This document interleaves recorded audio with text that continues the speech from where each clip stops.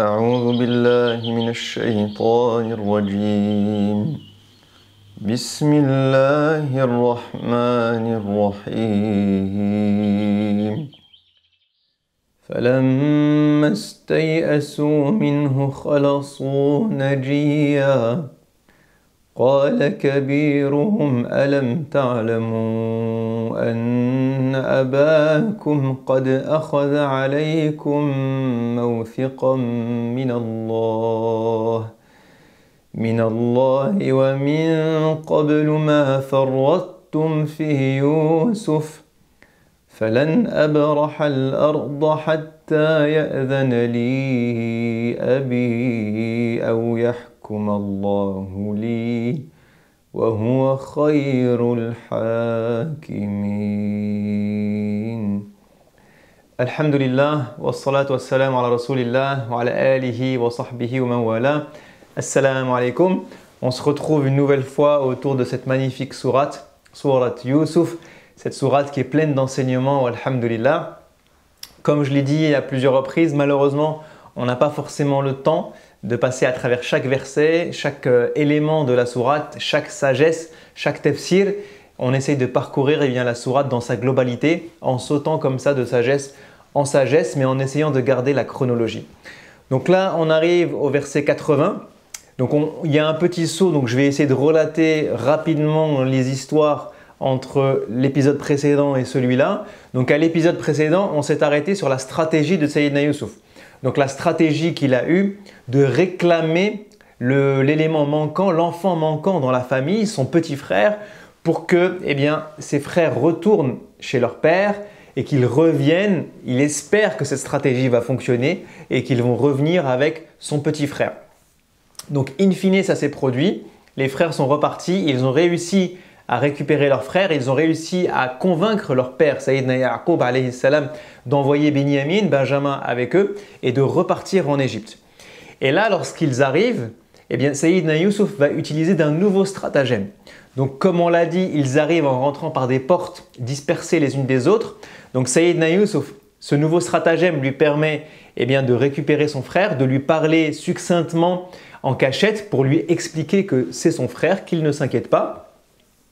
Et puis il va faire exprès de cacher la coupe du roi dans le sac de son frère. Donc c'est ça qu'il va faire, Sayyidina Yusuf. Et ensuite, on va crier au vol. Donc là, à un moment, on se rend compte que la coupe du roi a disparu. Les gens vont être fouillés. Sayyidina Yusuf, donc je parle encore un petit peu de stratégie comme au dernier épisode. Il a fait exprès de cacher la coupe du roi dans le sac de son frère. Il va faire exprès de ne pas commencer par son frère. Donc il réfléchit encore une fois, Sayyidina Yusuf. Il va commencer par les autres et finir par son frère pour pas qu'on dise « Ah bah c'est bizarre, la coupe du roi a disparu » et puis tout d'un coup il commence à chercher et puis le premier dans lequel il cherche, il le trouve. Donc que ça paraisse pas trop gros. Et là, du coup, cette famille, la famille de Sayyidina Yusuf et ses frères sont accusés de vol. Donc ils sont accusés d'avoir volé la coupe du roi. Sayyidina Yusuf décide de garder et d'emprisonner son petit frère, puisque c'est lui le voleur officiellement. Et là, on entre dans une discussion entre les frères de Sayyidina Yusuf et lui. Donc ils ne savent toujours pas que c'est lui, ce fameux ministre. Donc il lui parle toujours en disant « Ya ayyuhal aziz », « ô toi le ministre, ô toi le noble ». Et il lui demande d'essayer d'être indulgent, de prendre l'un d'entre eux à la place du petit frère parce qu'ils ont promis à leur père de ne pas commettre la même erreur et de ne pas revenir sans lui comme ils l'ont fait avec Sayyidina Yusuf. Sauf que Sayyidina Yusuf, en fait, a encore autre chose derrière la tête. Il veut réunir toute sa famille. Il veut que son père lui-même puisse revenir à lui, qu'il puisse le retrouver et que son rêve initial d'enfant se réalise. Et donc, il refuse d'être indulgent. Il refuse de leur rendre le petit frère. Et du coup, les frères ne veulent plus partir. Les frères sont bloqués parce qu'ils ont émis une promesse vis-à-vis de leur père de prendre soin de leur petit frère, de ne pas revenir sans lui. Et donc là, l'un d'entre eux s'exprime « وَقَالَ كَبِيرُهُمْ » Et donc là, alors il y a deux interprétations à kabiruhum. Certains savants disent le plus âgé, l'aîné. Certains disent que c'est le plus sage.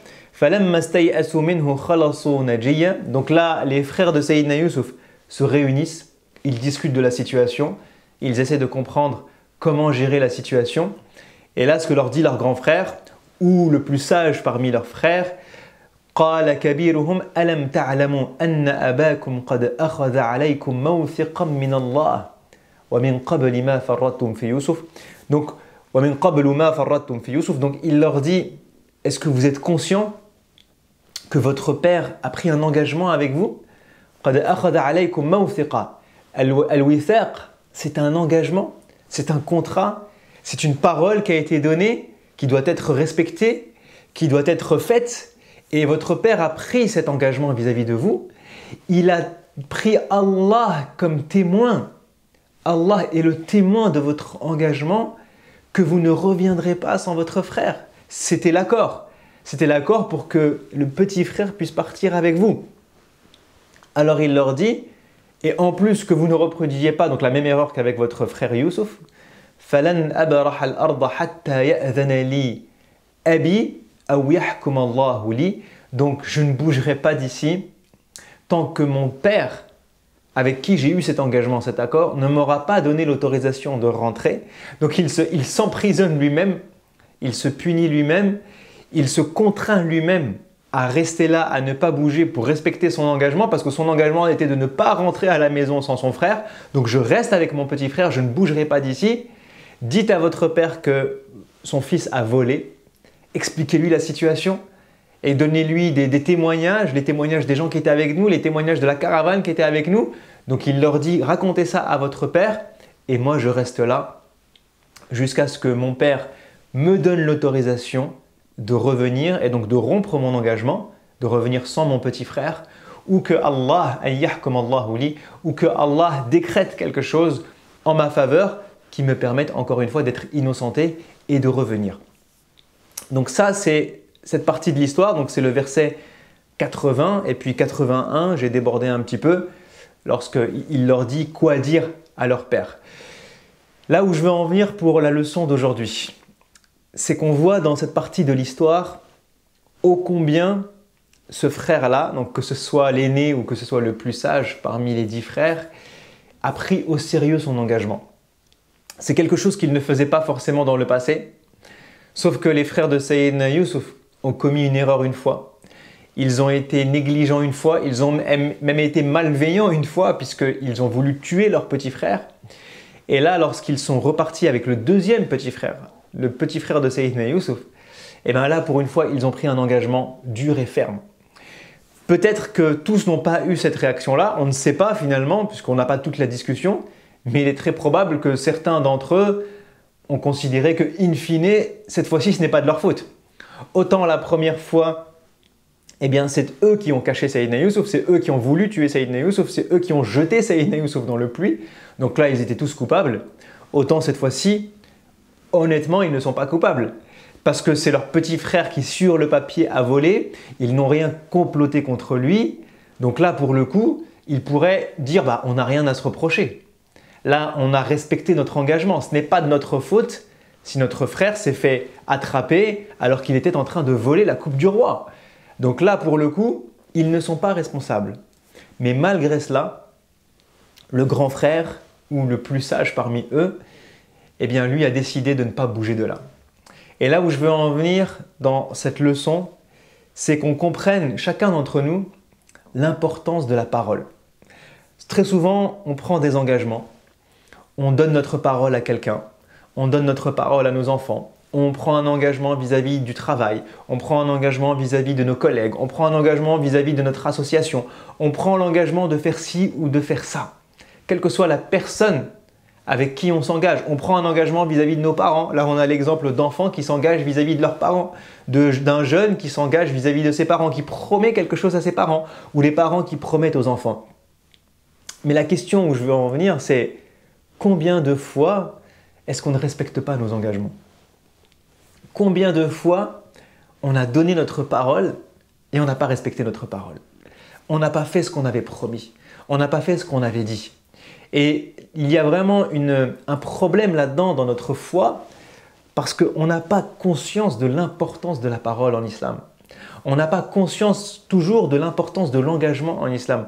Allah, dans le Coran, nous parle à plusieurs reprises de ceux qui exécutent leurs paroles, de ceux qui accomplissent leurs engagements, de ceux qui respectent leurs responsabilités. Lorsque Allah nous dit « Alladhina yufuna bil ahd » ou il dit « Awfu bil uqud », Allah nous parle souvent de al-uhud et al-uqud. Al-uhud, ce sont les promesses orales.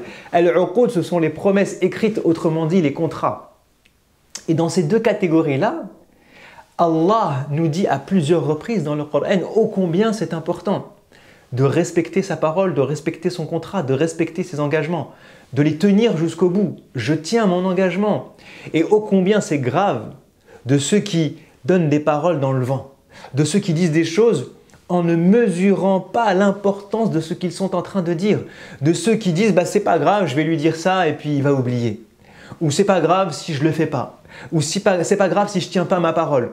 Ou c'est pas grave si j'ai dit que j'allais faire ça, je me suis engagé à un truc, mais in fine, je l'ai pas fait. Est-ce que c'est réellement grave? Et on entend cette parole de c'est pas grave, c'est pas grave, c'est pas grave. Bah si, c'est grave en fait. En fait, c'est même très grave.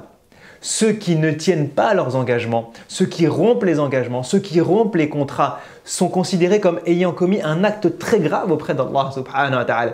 Parce que Allah accorde une importance capitale à la parole, une importance capitale à l'engagement, au fait de tenir nos engagements, de tenir notre parole. Et je vous ai donné plein d'exemples, que ce soit les enfants, les parents, le travail, l'associatif, les bénévoles, une parole dite comme ça. Et subhanallah, on a de moins en moins cette conscience de l'importance de la parole. On rentre dans une culture où en fait la parole n'a plus d'importance, où ce que je dis n'est pas engageant, où c'est un petit engagement, c'est une petite parole, mais quelque chose de tout petit, que ce soit un engagement sur quelque chose de grand ou quelque chose de tout petit, pour Allah c'est pareil. Pour Allah, un engagement est un engagement. Une parole est une parole. Une parole tenue est un engagement tenu. Et là, Allah vous aime et vous récompense. Allah nous dit dans certains versets qu'il aime les gens qui tiennent leurs engagements. Vous gagnez l'amour d'Allah subhanahu wa ta'ala. Et Allah déteste quand on rompt un engagement ou qu'on ne tient pas une parole, que ce soit pour quelque chose de tout petit ou pour quelque chose d'énorme. Et là, on voit que dans cet exemple-là, eh bien, ce frère dans la tribu, ce frère parmi les 10, a compris l'importance de ça. Et il a compris qu'en plus, Allah était témoin de son engagement. قَدْ أَخَذَ عَلَيْكُمْ مِيثَاقًا مِنَ اللَّهِ. Donc, vous vous êtes engagé devant Dieu. Soyez conscient que tout engagement que vous prenez, les anges l'écrivent. Toute parole que vous dites, Allah la transcrit. Et toute chose auquel vous engagez, Allah attend de voir si vous allez tenir votre engagement ou pas.